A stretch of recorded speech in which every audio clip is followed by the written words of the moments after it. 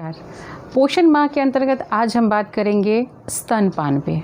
चूँकि यह कहावत प्रसिद्ध है कि किसी भी माता का उसके शिशु से 9 महीने का ज़्यादा रिश्ता होता है और यह रिश्ता इतना गहरा होता है कि इस रिश्ते के आगे कोई भी रिश्ता नहीं आता है। स्तनपान के अंतर्गत हम देखते हैं कि कई प्रदेशों में, कई प्रांतों में विभिन्न प्रकार की भ्रांतियाँ हैं कि नवजात को माता के गाढ़ा पीला दूध जो कि खिरसा होता है और वह अत्यंत ही आवश्यक होता है, आजन्म उसका प्रतिरक्षण करने के लिए योग्य होता है, उसको भी लोग रूढ़िवादिता में आकर डिस्ट्रॉय कर देते हैं। अब इसके लिए यूनिसेफ, भारत सरकार और बिहार गवर्नमेंट, हर जगह की गवर्नमेंट बहुत लंबे समय से प्रयास करती आ रही है और यह प्रयास अब कहीं ना कहीं जाके पहले की अपेक्षा कुछ प्रभाव दिखाने लगा है। बिहार गवर्नमेंट के द्वारा, यूनिसेफ के द्वारा विभिन्न प्रकार के जो प्रतियोगिताएं आयोजित की गई, इस बार विश्व स्तनपान सप्ताह हमने मनाया अगस्त 1 से 7 अगस्त तक। उसमें कहीं ना कहीं जिस कोविड इफ़ेक्ट को हम देख रहे थे समाज में, उसके बावजूद भी इसमें सरकार ने अपनी महत्वपूर्ण भूमिका निभाई। हम यूनिसेफ की एक प्रतियोगिता के बारे में बताएं, support breast feeding for healthier planet, U report India voice report, से no to malnutrition in Bihar. विभिन्न प्रकार की मेहंदी प्रतियोगिताएं, छोटे छोटे बच्चों को कैसे देखभाल करें और उनको स्तनपान से क्या लाभ होगा, नवजात शिशुओं को स्तनपान से क्या लाभ होगा, इससे संबंधित ऑनलाइन क्विज़ प्रतियोगिताएं हुई जो 1 से 7 अगस्त तक के विश्व स्तनपान सप्ताह हमने मनाया। इस प्रकार की प्रतियोगिताएं, इस प्रकार के अन्य समय में जब सामान्य समय रहता है तो जनरल स्तर पे अवेयरनेस के लिए ग्राम स्तर पे, आंगनवाड़ी स्तर पे मनाया जाता रहा है और इसकी एक परिपाटी चली आ रही है जिसे कोविड इफ़ेक्ट में भी तोड़ने तो नहीं दिया गया, बट इसका रूप थोड़ा सा परिवर्तन कर दिया गया।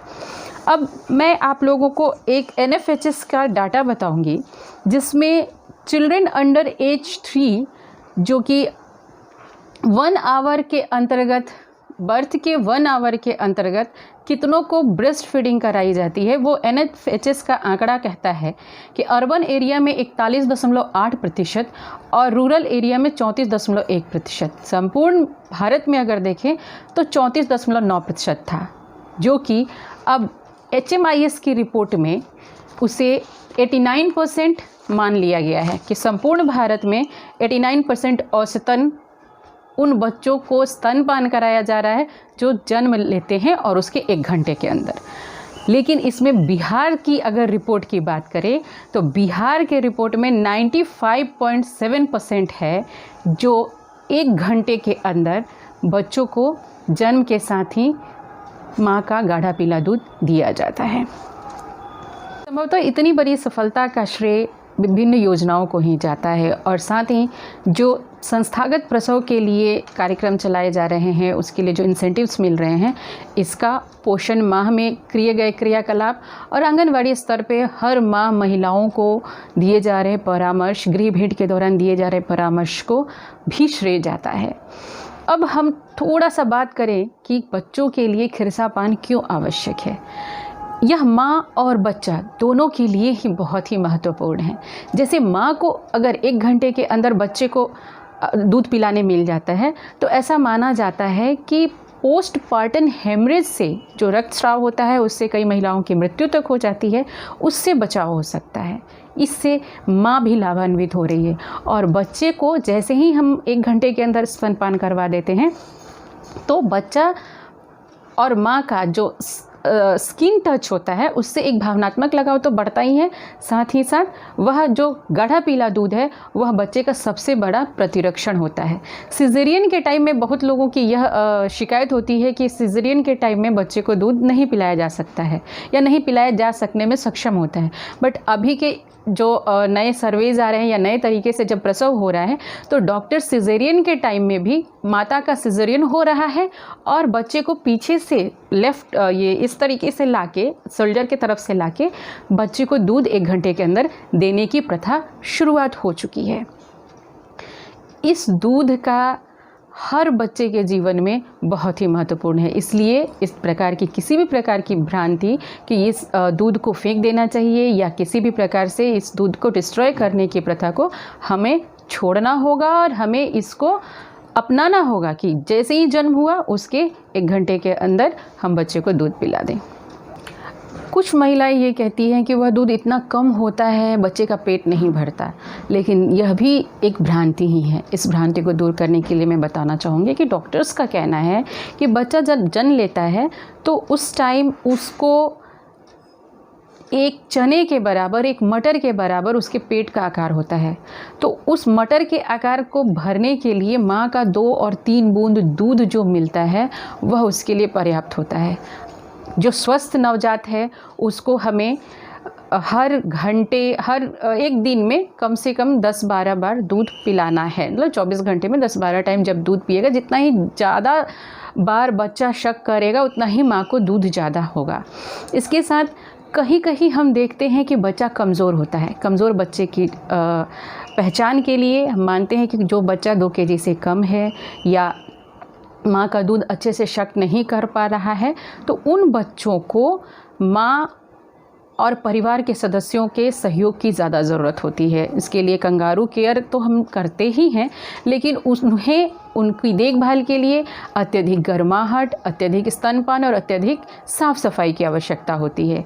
अभी हम चूँकि स्तनपान की बात कर रहे हैं तो अत्यधिक कमज़ोर बच्चों को जब स्तनपान करवाएंगे तो उनको एक स्वस्थ बच्चे की अपेक्षा ज़्यादा करवाएंगे।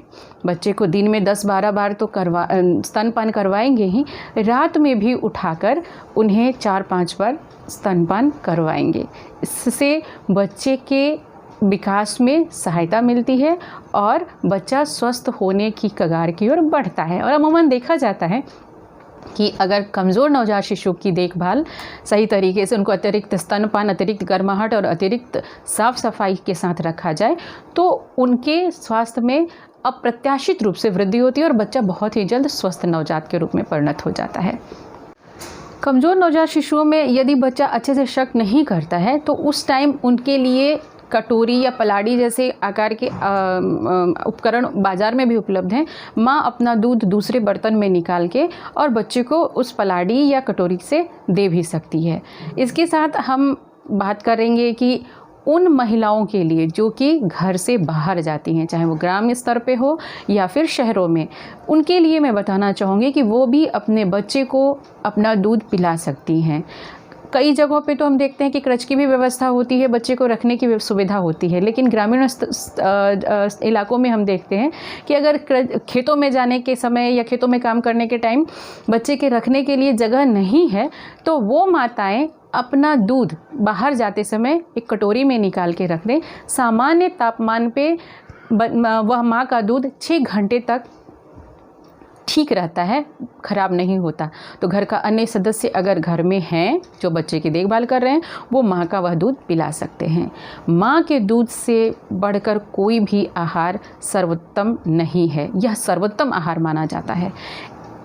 कुछ बच्चों को ग्रामीण इलाकों में शहद, बकरी का दूध या फिर पानी देने की प्रथा है। गर्मी के दिनों में यह कहा जाता है कि बच्चे को प्यास लगती है, लेकिन यहाँ मैं ये कहना चाहूँगी कि अगर इस प्रकार की कोई भी गलती हम करते हैं तो हम अपने बच्चे के सबसे बड़े दुश्मन हैं। इस प्रकार की गलती कभी ना करें।